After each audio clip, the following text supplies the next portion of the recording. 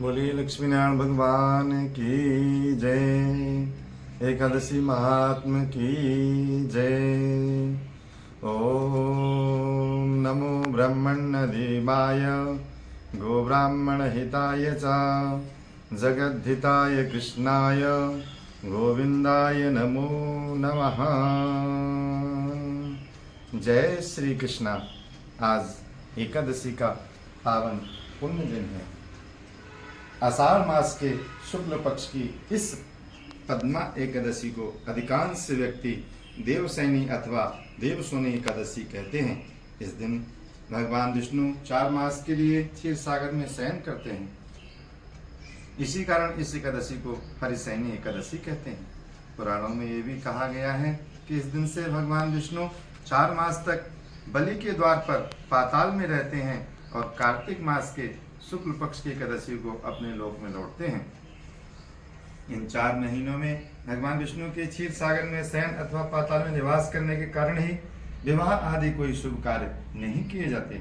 यद्यपि लगभग सभी एकादशियों को भगवान विष्णु की पूजा आराधना की जाती है, परंतु आज की रात्रि से तो भगवान का शयन प्रारंभ होगा, अतः उनकी विशेष विधि विधान से पूजा की जाती है। भगवान विष्णु की प्रतिमा को आसन पर आसीन कर उनके हाथों में शंख चक्र गदा पद्म सुशोभित कर उन्हें पीताम्बर पीले वस्त्रों या पीले दुपट्टे से सजाया जाता है। पंचामृत से स्नान कराकर तत्पश्चात भगवान की धूप दीप पुष्प इत्यादि से पूजा कर घृत दीपक से आरती उतारी जाती है। भगवान को तांबूल पान और पुंगी फल सुपारी अर्पित करने के बाद निम्नलिखित मंत्र द्वारा भगवान की स्तुति की जाती है। भगवान की स्तुति में कहते हैं, सुप्ते त्वयि जगन्नाथ जगत सुप्तम भवेदिदम विबुद्धे त्वयि भूचर्या जगत सर्वम चराचरम। ओम श्री परमात्मने नमः। इतना वृत्तांत सुनने के उपरांत धर्मार्थ युधिष्ठिर भगवान श्री कृष्ण से कहते हैं कि प्रभु, इस एकादशी का महात्म्य कृपा करके मुझे सुनाइए। भगवान कृष्ण कहते हैं, हे युधिष्ठिर, एक समय नारद जी ने ब्रह्मा जी से यही प्रश्न किया था। तब ब्रह्मा जी ने उत्तर दिया था कि हे नारद, तुमने कलयुगी जीवों के उद्धार हेतु अति उत्तम प्रश्न किया है। क्योंकि एकादशी व्रत सब व्रतों में श्रेष्ठ है। इस व्रत से समस्त पाप नष्ट हो जाते हैं और जो व्यक्ति इस व्रत को नहीं करते वे नरकगामी होते हैं। सभी एकादशियों के व्रत श्रेष्ठ हैं और उनके करने से भगवान विष्णु प्रसन्न होते हैं, परंतु उन सब में आषाढ़ मास के शुक्ल पक्ष की यह एकादशी तो सबसे अधिक पुण्य प्रदायक है।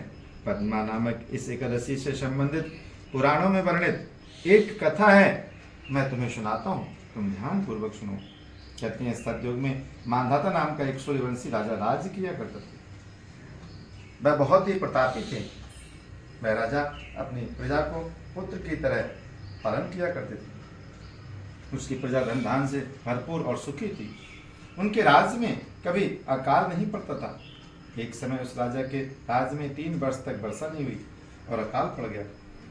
प्रजा अन्न की कमी के कारण अत्यंत कष्ट पाने लगी और अन्न के अभाव के कारण यज्ञ आदि भी सब बंद हो गए। एक दिन सभी प्रजा राजा के पास आकर कहने लगी, हे राजन, समस्त विश्व की सृष्टि का कारण वर्षा है। वर्षा के अभाव से अकाल पड़ गया है और अकाल से प्रजा मर रही है, इसलिए कोई ऐसा उपाय कीजिए जिससे प्रजा का कष्ट दूर हो। राजा मांधाता ने कहा, आप लोग ठीक कह रहे हैं, वर्षा से ही अन्न उत्पन्न होता है और आप लोग वर्षा न होने से अत्यंत दुखी हैं। मैं आप लोगों के दुखों को समझता हूँ। ऐसा कहकर राजा कुछ सेना साथ लेकर वनों की तरफ चल दिए। वह अनेक ऋषियों के आश्रम में भ्रमण करते हुए अंत में ब्रह्मा जी के पुत्र अंगिरा ऋषि के आश्रम में पहुंचते हैं। महाराजा ने अपने घोड़े से उतरकर अंगिरा ऋषि को प्रणाम किया। मुनि ने राजा को आशीर्वाद देकर कुशल क्षेम के पश्चात उनसे आश्रम में आने का कारण पूछा। राजा ने हाथ जोड़कर विनीत भाव से कहा, भगवान, सब प्रकार से धर्म का पालन करने पर भी मेरे राज्य में अकाल पड़ गया है, इससे प्रजा अत्यंत दुखी है। राजा के पापों से ही प्रजा को कष्ट मिलता है, ऐसा शास्त्रों में लिखा है। जब मैं धर्मानुसार राज्य करता हूँ तो मेरे राज्य में अकाल कैसे पड़ गया?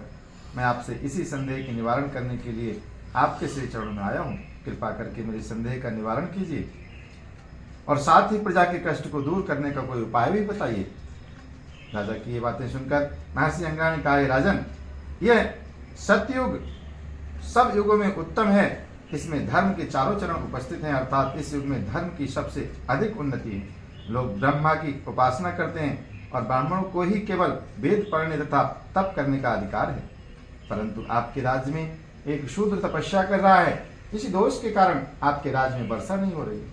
इसलिए यदि आप प्रजा का पालन चाहते हो तो शूद्र को वध कर दो।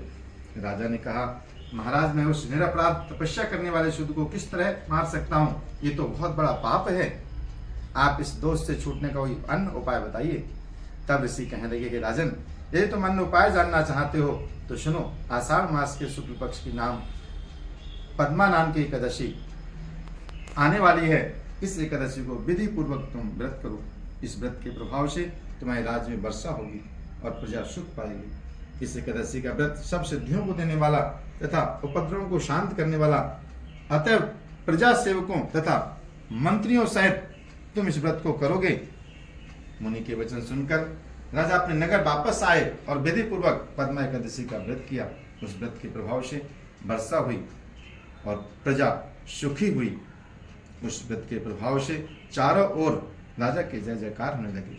इस हरिशनि एकादशी का व्रत सभी मनुष्यों को करना चाहिए, क्योंकि यह व्रत इस लोक में भोग और परलोक में मुक्ति प्रदान करने वाला है। इसकी कथा को पढ़ने व सुनने मात्र से प्राणी की मुक्ति हो जाती है और भगवान श्री लक्ष्मी नारायण की कृपा प्राप्त होती है।